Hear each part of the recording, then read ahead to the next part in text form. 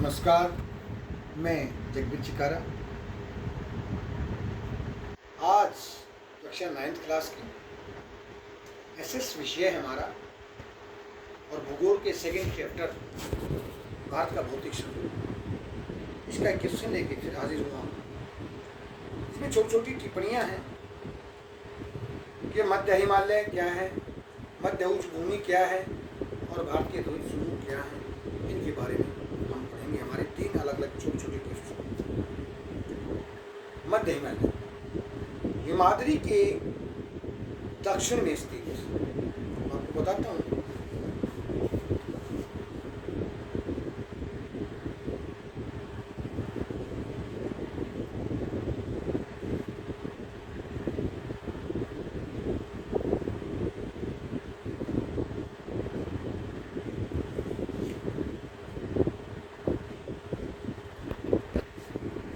ये हमारा इंडिया है। हिमालय के दक्षिण में ये महान हिमालय है। ये महान हिमालय है। इसके दक्षिण में, इसके नीचे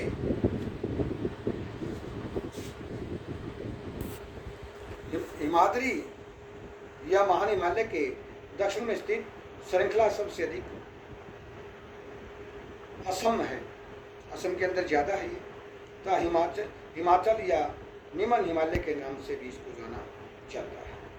इन श्रृंखलाओं का निर्माण अत्यधिक संपीड़न और परिवर्तित शैलों से हुआ है। जो हमारा मध्य हिमालय है, ये आपस में प्लेटों के एक दूसरे से टकराने से ये भाग ज़्यादा उभरा हुआ है। इसकी ऊंचाई 3700 मीटर से 4500 मीटर तक है। कहीं कहीं इसकी ऊंचाई कितनी है? 3700 मीटर और कहीं कहीं 4500 मीटर है।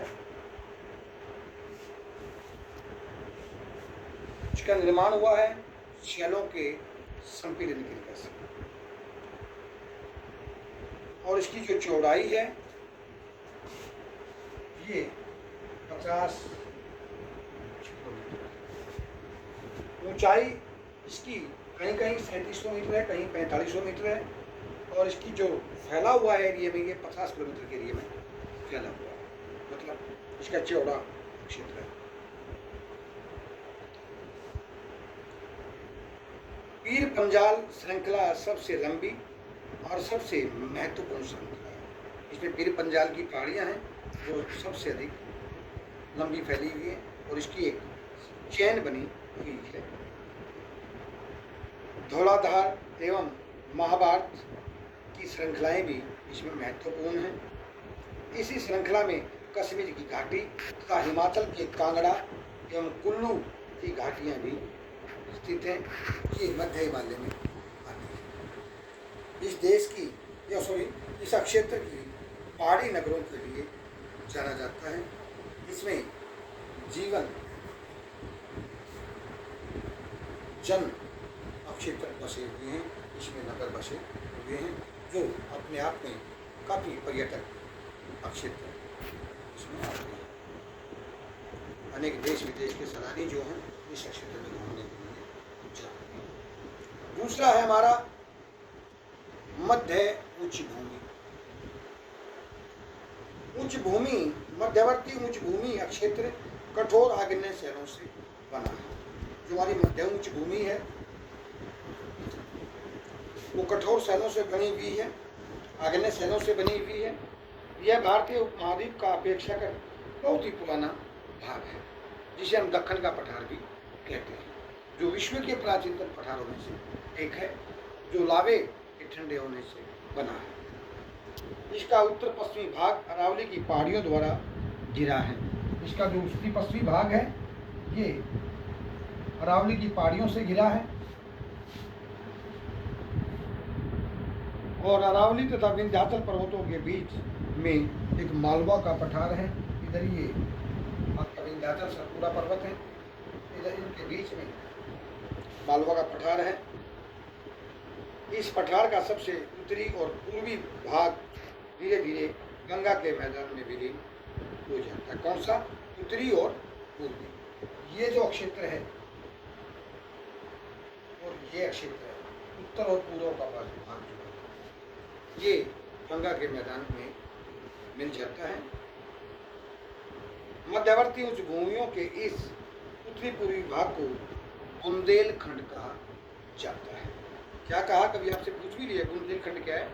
मध्यवर्ती जो उच्च भूमियों के इस उत्तरी पूर्वी भाग को जो गंगा के मैदान में विलीन हो जाता है, ये भाग, इसको कहा जाता है बुंदेलखंड। आपसे कोई पूछ भी ले कि मध्यवर्ती उच्च भूमि जो है उसका उत्तरी पूर्वी जो भाग है उसको क्या कहा जाता है, तो आप सिंपल शब्द में कहेंगे उसे बुंदेलखंड कहा जाता है। उच्च भूमि क्षेत्र के बीच के भाग में नर्मदा सोन नदी की घाटियों के बीच विंध्याचल और कैमूर की पहाड़ियाँ हैं। जो हमारी नर्मदा नदी है, जो भगवान शिव को काफ़ी प्यारी थी, जिसका वो जलाभिषेक किया करते थे, स्नान किया करते थे। उसके साथ ही एक सोन नदी है, इनकी घाटियों में के बीच विंध्याचल पर्वत तथा कैमूर की पहाड़ियाँ हैं।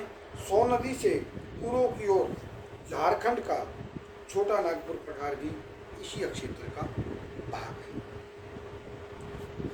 ये हमारा झारखंड है, ये छोटा नागपुर का पठार इस क्षेत्र में है, जो प्राकृतिक संसाधनों से, खनिजों से भरा पड़ा है। मध्यवर्ती उच्च भूमि में लगभग सभी नदियां दक्षिण की ओर से यमुना और गंगा में आकर मिलती हैं। तो ये मध्यवर्ती उच्च भूमि है, इसमें नदियां उत्तर की तरफ, दक्षिण से उत्तर पूर्व की तरफ बहती हैं और गंगा और यमुना में जाकर मिल जाती हैं। उसके बाद भारत के आप द्वीप समूहों के बारे में, जिनका आपने जिक्र किया था, जो हमारे द्वीप समूह हैं,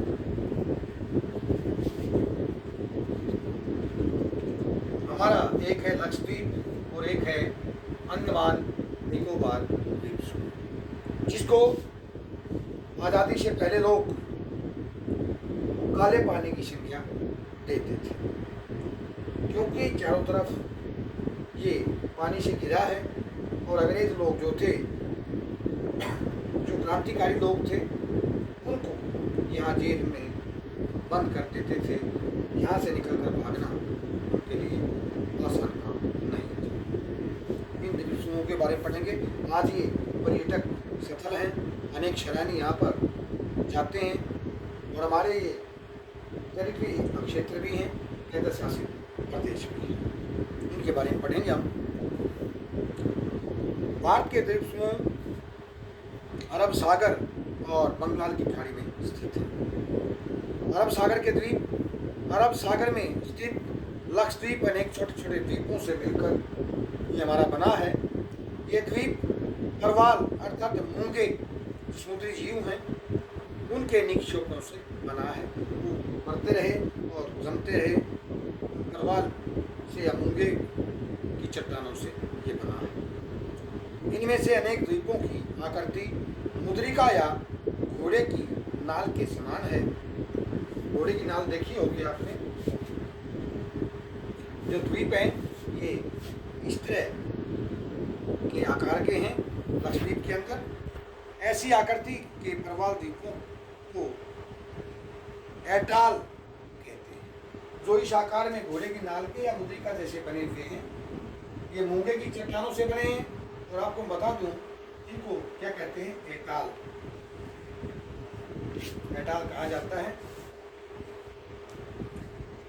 इन द्वीपों की राजधानी कवरती है। जो लक्षद्वीप है ये, इसकी राजधानी, इसका मुख्यालय कवरती है। उसके बाद खाड़ी, बंगाली खाड़ी के द्वीप, ये तो अरब सागर के थे, ये बंगाली खाड़ी के, जिसको हम अंडमान निकोबार द्वीप समूह कहते हैं। अंडमान निकोबार द्वीप समूह आकार में अपेक्षाकृत बड़े द्वीप हैं। ये बंगाल की खाड़ी में स्थित हैं। ये द्वीप निम्नलिखित पर्वत श्रेणियों से के शिखर हैं। इनमें से कुछ ज्वालामुखी क्रिया द्वारा बने हुए हैं। ये जो बने हैं निम्नलिखित पहाड़ियाँ कुछ ज्वालामुखी उद्गार के कारण बने हैं। अंडमान में 200 तो निकोबार में 19 द्वीप हैं। स्टूडेंट्स, आपको जरूर बता दूं मैं, ऐसे प्रश्न आगे भी भविष्य में आपके काम आएंगे। आपको कोई पूछ भी ले जीके के लिए, अंडमान में कितने द्वीप हैं? 200। और निकोबार में कितने? 19। अंडमान निकोबार में टोटल द्वीप कितने द्वीपों से मिलकर बना है? 219 द्वीपों से मिलकर बना है। द्वीप समूह लगभग 350 किलोमीटर की दूरी में फैले हैं। 350 किलोमीटर का एरिया है, इतने में ये फैले हुए हैं। ये 219 द्वीप हैं, 200 प्लस 19, और इसका टोटल एरिया है 350 किलोमीटर।